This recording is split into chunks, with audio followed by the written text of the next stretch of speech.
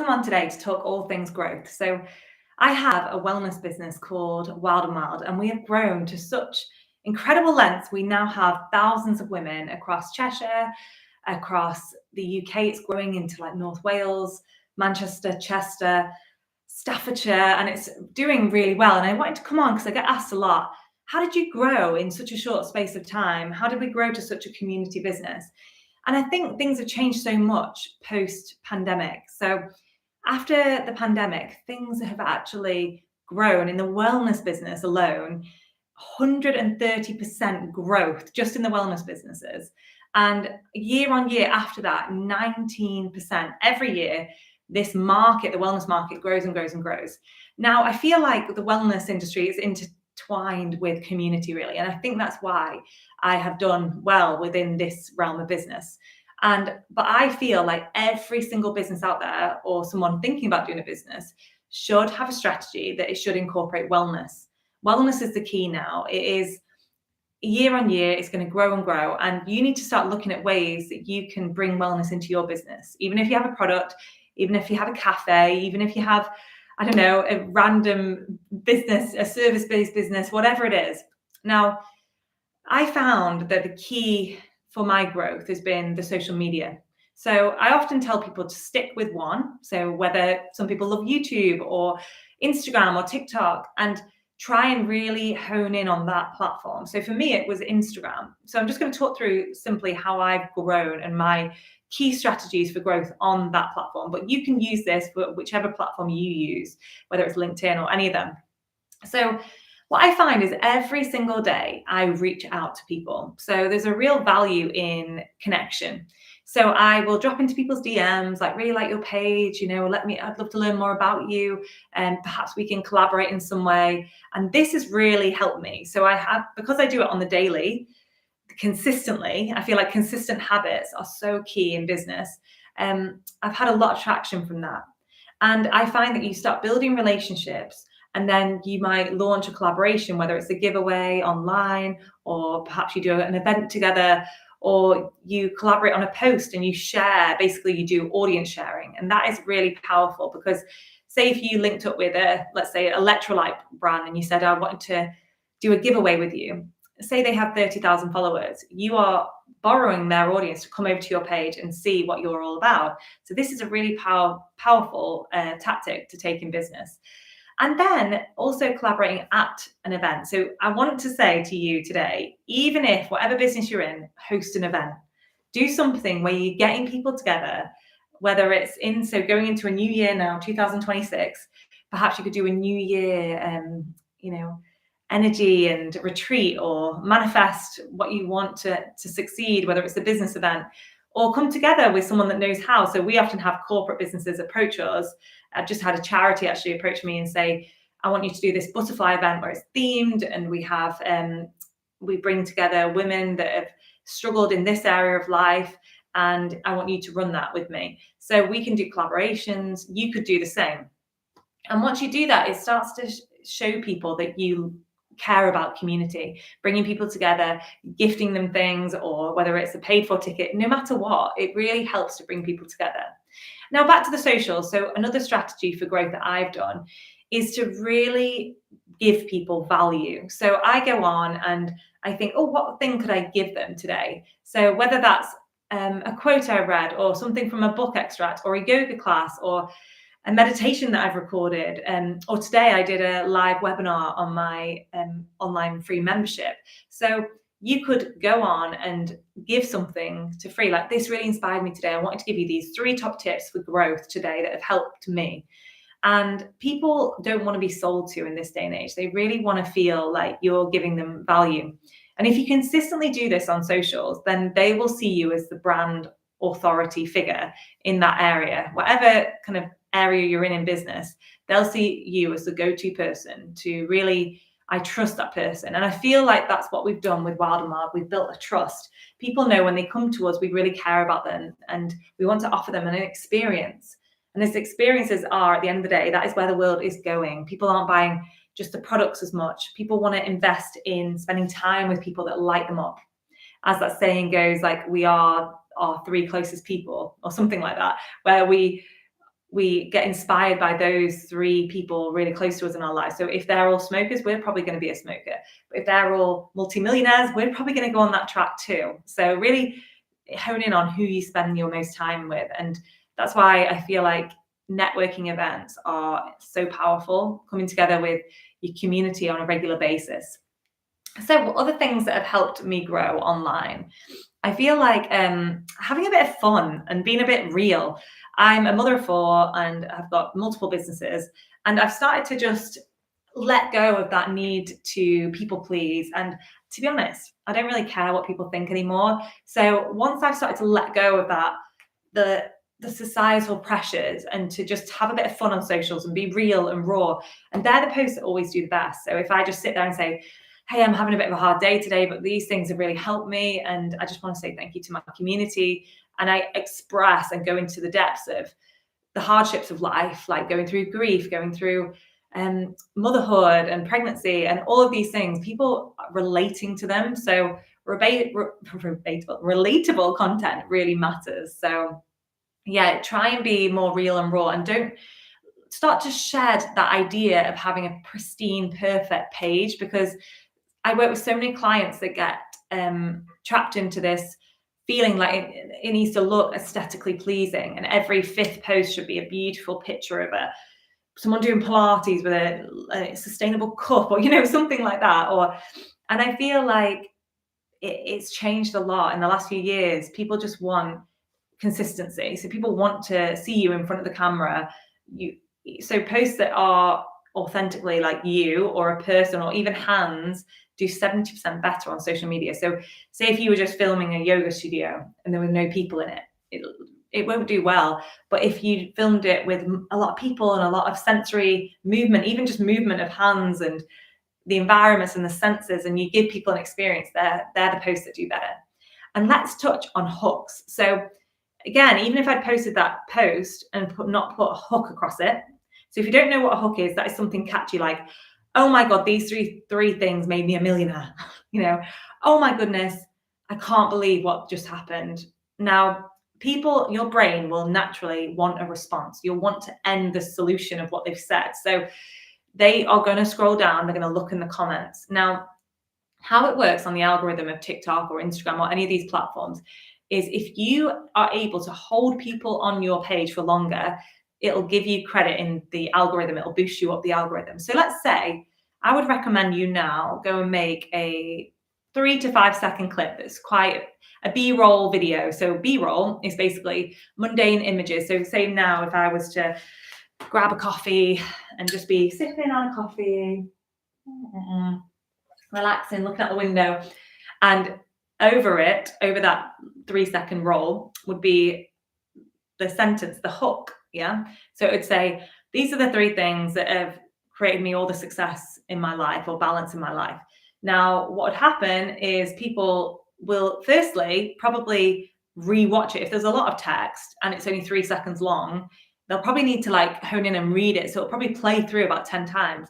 And then they'll go, oh, I really want to know what she's put underneath that to how she's been successful. So I'll scroll down and I'll read through all of that. So they might stay on my post alone for a minute, 2 minutes. And if loads of people were to do that, you're going to be in for the win. So think about short reels do really well on Instagram. Whereas on TikTok, people quite like more day in the life, wherever you've been. So you could do like a vlog, and you could do a series like a day in the life of a really successful entrepreneur. Or I've seen people do like, I'm a Gen Z boss, or I'm a millennial and I'm going to a networking event, or things that catch people's attention. So you could do day in the life, and make sure on your days now, so when you go to things, when you go to networkings, or you go to the office, or you're even working from home, start to grab these B-roll videos. Make an album in your phone that says B-roll, and then just drag loads of random videos. They might even feel like nonsense to you. You getting up in the morning, getting in your car, making your coffee. Even if if you have like a mummy account or something, that's perfect. Like you helping your kids get ready, all the things, like your day in the life. And this content, people are really nosy and they really want to hear all these things. So, and they want to see these things. So the more sensory, the more short, sharp clips, the more the angles change, it captures people's attention. And in this day and age, people have really short attention spans. So if you can actually get them engaged, catchy, short content, I wouldn't just sit there and say, oh, hello, welcome to my page, you know, da da da da da, because in those 3 seconds, they've lost attention. Just go straight in with the hook. I'm going to say to you today how you can change your life. Yeah, and that's catchy. And so I hope that helps as well. And what's something that's doing really well at the moment on, let's say, Instagram, because that's my favorite platform, is trial reels. Now, these work for people that are a little bit more conscious of what people think of them, their followers. So what's great about a trial reel, when you send that out, it goes out to the world of Instagram, and it goes out to your non-followers. So it doesn't actually go on your page. So it appeals to people because they can just do random silly videos and not even worry about who sees it. So I would recommend, if you have the time, now remember, you could make a 3-second reel right now with some video in your phone on holiday and then just put a catchy quote across. You could make one right now. You could do that every single day. If you set the time and the non-negotiable to do this, you could grow your Instagram. It's only you that's holding you back. So right now you could go on and make a 5-second video, nice hook across it, write some, you know, use ChatGPT or AI to help you, guide you in writing it, and then edit it before you post, so it doesn't come across too AI driven. And you could do that every day. I promise you, if you did a trial reel every day for 30 days, and then you kept consistent on stories and maybe every week doing a carousel about your journey and your ups and downs in life. And I'll go into carousels in a minute if you don't know what I'm talking about. And then just some regular posts, pictures. I guarantee that you will grow on Instagram. So just have a little go at that. And remember, people want to see what you're about, what you offer the world, your internal why, and they care about who you are. So if you're not someone to put yourself on the page, listen, it worked for me. So get yourself on stories, get yourself speaking, get your face on the content. Because if you do, it instantly connects with people. And if you've not yet done a reintroduction post, hopefully you do them. I would do one every month. I would do a reintroduction post because, you know, it gets lost in the thread of content. And just keep introducing what you do, your why. It's really important. So yeah. Other things, let's think, what are my top go-to? So stories are really important as well, but don't just put random stories on you, especially if it's a business page. I see this all the time. People put in pictures of their kids and I'm one to do it because I've got 4 children. It's tempting just to get cute stories. I do it on my personal page, but not my business page. I've really drawn the line with that. Try and think about giving people value. And what I would say is, if you have got a little bit stuck for stories, give it a break for 24 hours. It resets the algorithm. So don't do stories for 24 hours and then start again with a strategy, and get AI to help you do that. So say, can I have a 30-day content plan?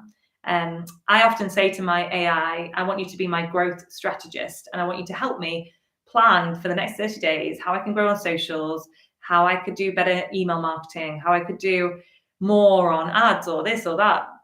And it'll just give you a massive summary and a report of all the things you can do that month. So it's really powerful. We're so lucky in this day and age to have that at the touch of our fingertips.